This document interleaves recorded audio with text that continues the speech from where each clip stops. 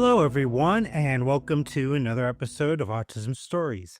I'm your host, Doug Bletcher, the founder of Autism Personal Coach. Autistic people are the true experts of the autistic experience, and Autism Stories is where we interview autistic people to learn from their diverse stories, experiences, and get their insights. If you'd like to be notified about each week's episode of Autism Stories, we suggest you subscribe on your favorite podcast listening platform. We would like to thank TR Sun for their song All Good on today's episode. If you'd like to follow along, or you're like me and seeing the lyrics make listening to music more accessible for you, then check out the link in the podcast description for this episode. Now, on today's episode, Becca, Lory, Hector makes her return to Autism Stories to discuss the research from her and her team regarding quality of life for autistic people. We hope you enjoy today's conversation. Becca, welcome back to Autism Stories. I needed you to make your visit for this year. Thank you so much for having me back. If I don't have a conversation with you once a year that is recorded, then who will ever know we were friends? No. True story. And the reason I always invite you back, other than you're awesome, is you seem to always be working on something I'm interested in. And your latest project may be the one I think I might be the most excited about this one. And that's with you working with a team on quality of life research for us as autistic people. So when you think of existing quality of life research developed without autistic input, where do you think it falls flat in not really identifying, some of the nuances that impact the quality of life for us as autistic people? Well, the truth is that we have, there's not a huge amount of quality of life research out there. And on top of that, there's an even smaller amount of quality of life research about autistics. So what we have is a very limited knowledge of what we think quality of life looks like for human beings, which is like a big umbrella, right? And that comes to us from the World Health Organization. They did a bunch of work on that and created a quality of life kind of guide and a quiz that you can do and kind of test your quality of life, right? And then, of course, folks noticed that it was for only one kind of person. And so they said, oh, well, disabled folks have a different kind of perspective on quality of life. It's different for us. And World Health Organization said, you know what? You're right. We are going to add on 30 pages to our quiz, and that is for disabled people. So they have a little extension to this quality of life questionnaire that is called the disability extension. And so they take this very long questionnaire, they add on 30 pages to it and think they've made it disability friendly, right? By adding on all these things. That's what we've got. We don't have anything more specific than that around quality of life for autistics, just this idea, right? And this behind that, folks have done some work, I think, when we talk about it in terms of coaching and therapy. So what are we doing with quality of life information, right? So you and I, we both do coaching, right? And we're often working to improve quality of life for people. It's a very specific problem they're coming from, but it's usually some part of their quality of life that is not right that they want to work on. And so we're also always looking for tools that help us through that process.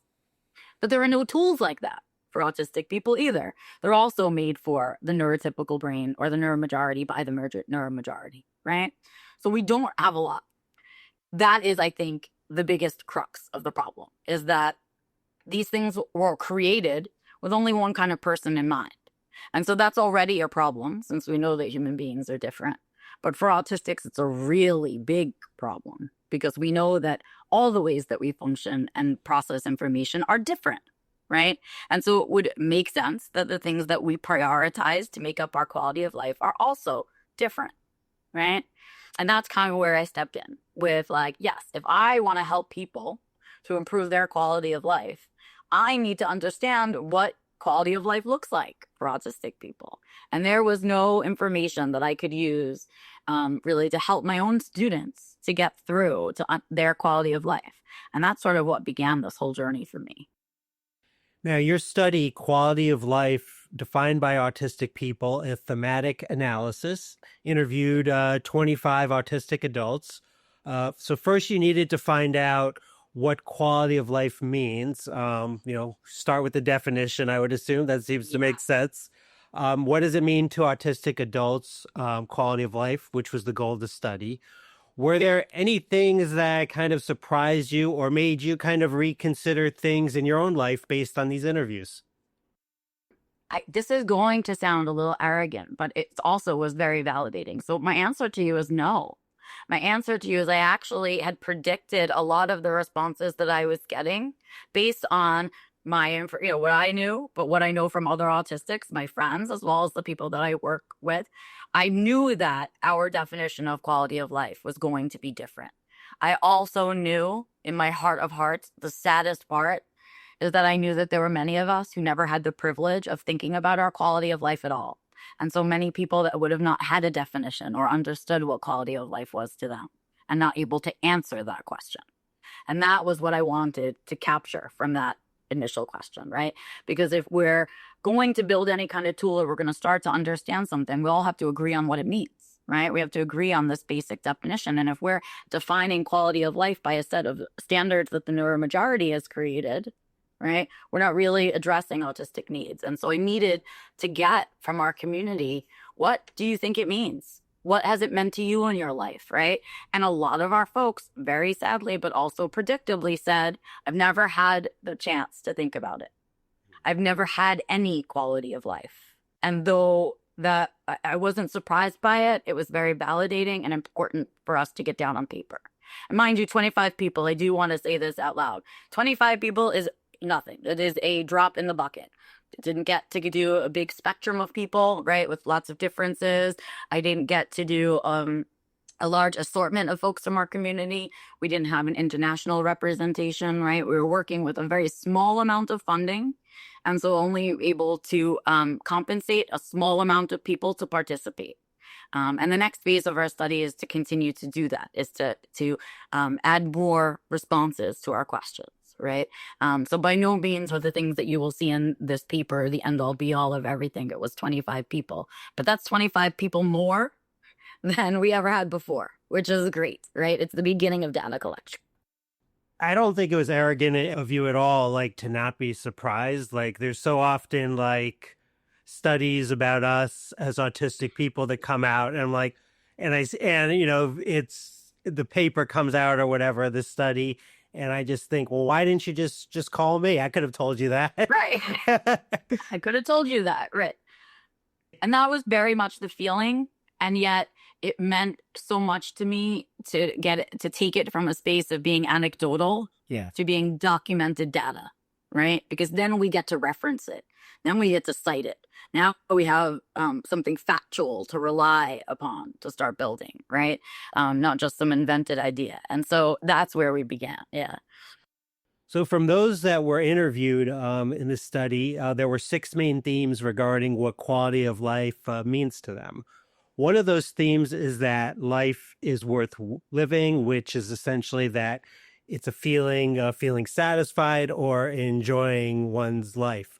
So for you, what is making life worth satisfying during these interesting days of our world's history? Not a lot, I have to tell you. Right. In today's day and time, it's really hard to find all of the good things. I call them glimmers, right? It's really hard to find those glimmers out there because the world just feels so heavy right now. But that makes them even more important. So it's like what makes me feel satisfied in life is feeling, and this is gonna, oh my God, the cheese that is about to come out of my mouth. It's feeling like I belong where I am. Right. And I use the word belonging a lot because I am still always in search of it. Right. I don't get it yet. I don't get how other people get together with another group of people and just feel like, like I don't get that yet. I haven't had that experience entirely. I've not worked a job where I feel like that, where I feel like I fully belong and can fully be myself and can fully grow into my potential. Right. Never had that experience. I've never had a bunch of experiences that I feel like could be satisfying to me. But these days, what I find satisfying are those moments of belonging, are those moments when Yeah, I'm not surprised by the results of this question because I know my people and I know my community and that, and all right, like, yes, we are on the right track or we're beginning to do something that has long been needed to be done. And that is what I find satisfying. Having this research published, super satisfying. We got the funding back in, I think, 2019, 2020.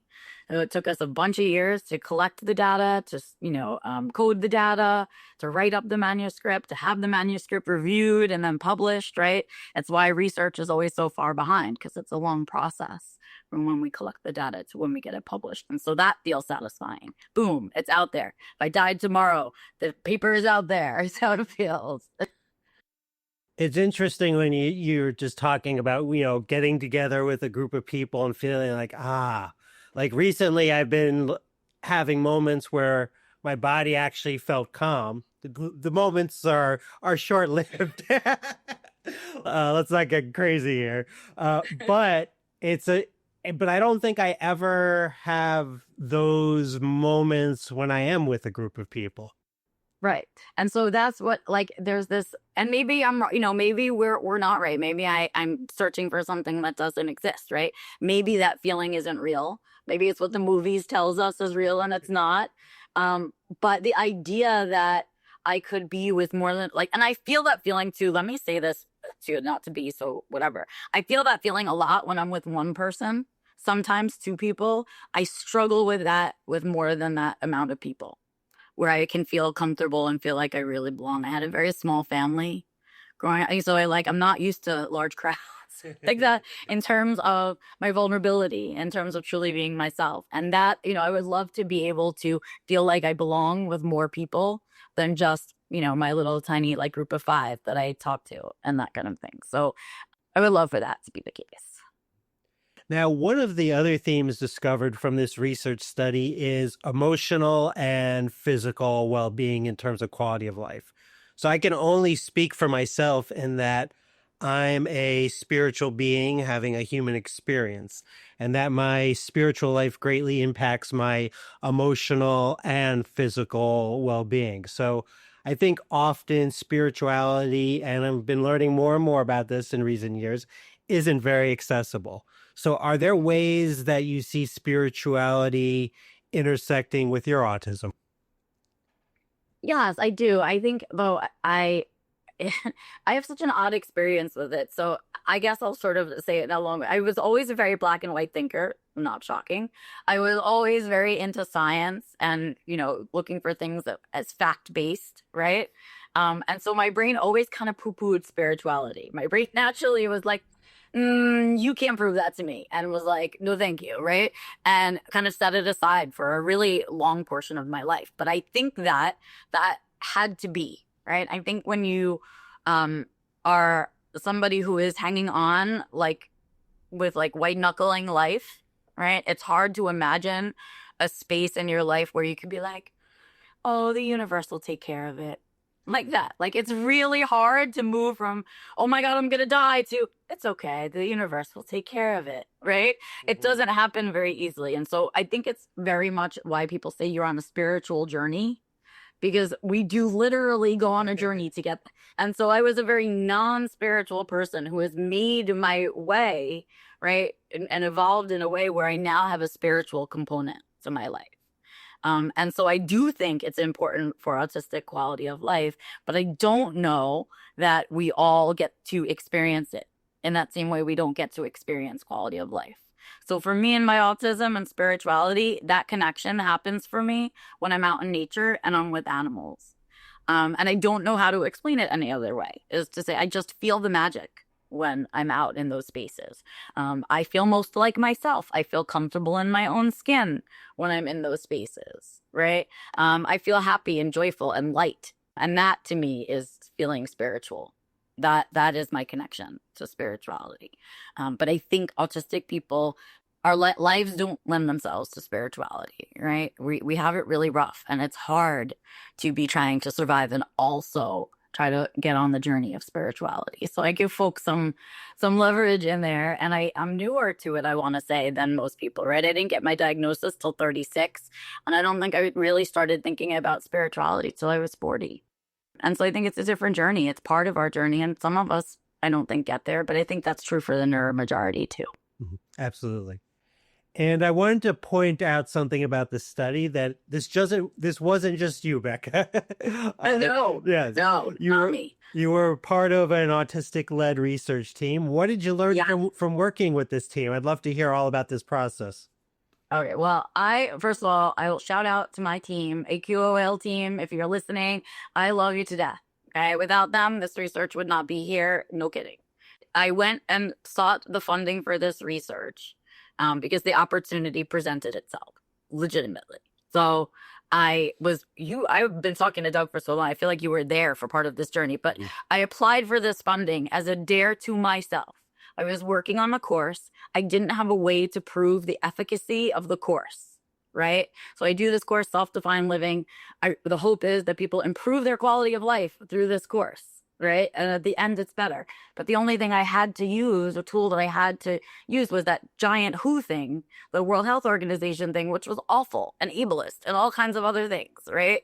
And so I was frustrated by that, and I was looking for opportunities to kind of address the issue of quality of life. Funding came up. They were very lenient about who they were allowing to apply. They were encouraging new researchers. And so I took that opportunity to apply without a PhD to get funding. And I got the funding. Once I got the funding, I needed a team. And that's where everyone came in. So the only thing that I did really mostly solo for this thing was to apply for the funding. Everything after that came from my team. So I led the team. I was the co-principal investigator with another teammate. My teammate changed out once throughout our study. So we've already moved. And then I have two other folks. So we're a team of four. We're a little tiny team of four. We are not attached to any one university. We were working off of this funding. We pulled it off. We got it published, and now we're looking for more funding. We learned to work together through a lot of the work that I've done with another organization called ASSET, or Autistic Adults and Other Stakeholders Engaged Together. And that is a research group in which we participate in research studies for the autism community, also with the idea of that it's a community involvement. We cannot do research about autism without heavily involving the autistic community. We've built a lot of things around that. So my team took a lot of the things we learned from ASSET, and I brought it over to my little tiny team about how we can communicate with different neurologies, the best way to get our action plans done, how to efficiently use our meetings, thoughts about compensation, right? And we went ahead and we've done our research. And so we're well on this thing. And what I learned is, I still work better in smaller teams, and I like my little tiny team of four. And I would like for us very much to stay this way.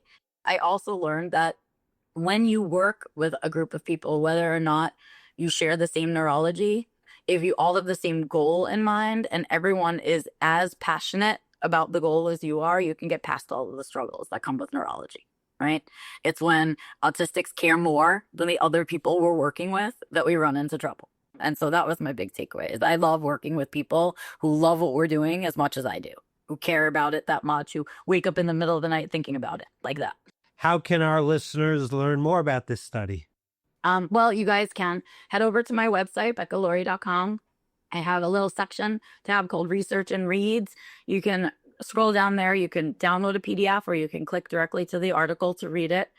Please feel free to check it out. We are working on a second manuscript that is going to actually address some of that stuff we talked about today about spirituality. The second manuscript, I'm dying for it to get published already.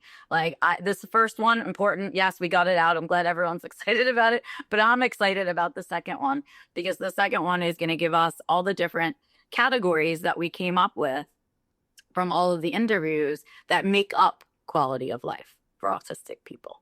So we have a set of those categories that came to us from the World Health Organization, but they are for the neuromajority by the neuromajority. And these categories were from autistic people for autistics about an autistic wheel of life and what quality of life looks like for us.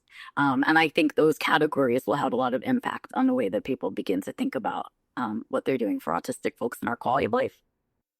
I mentioned at the beginning of our conversation that you always seem to be working on projects that I'm interested in. So do you have any current or upcoming projects you want to share with everyone? I am, well, as always, I am working on my little side stuff, which is always that I share kind of what my challenges are with the world and how I get through them. And so, if you're interested in the weird and wacky woo woo stuff that I do, you're welcome to head over to my YouTube channel. I do a weekly live stream there on Sunday mornings where I just kind of chat about my life and what's been challenging and how I'm going to motivate myself through it. And then, if that interests you, you can sign up for my newsletter, which is also free. And while you're on my website, please check out my course. I opened a shoppy, Doug. I opened a little shop on my website now. And so you can find the course there and a couple of really great downloadable tools that support the thinking that the course gives out. So those are there, and I'll be adding to those downloads and be putting up some seminars soon. And I would recommend anyone to read your wonderful book. Always bring your sunglasses. Remind me. Yep. So please Go read it. Please go read it. Well, Becca, as always, it's a joy. So thanks so much for making time today. My pleasure. Always happy to be back. Thanks so much to Becca, as always, for the conversation. To learn more about Becca and her research, please check out the link in the podcast description for this episode. We always love hearing from you, and would especially love to hear from you relating to this episode regarding how do you feel your autism impacts your spiritual experience? Did you know Autism Personal Coach provides neurodiversity affirming support by autistics for autistics? We empower autistic adults and teens to be the best version of their authentic selves through customized life coaching and community groups. We also support parents and partners of autistic people by providing insights and guidance to bridge communication gaps and nurture mutual understanding.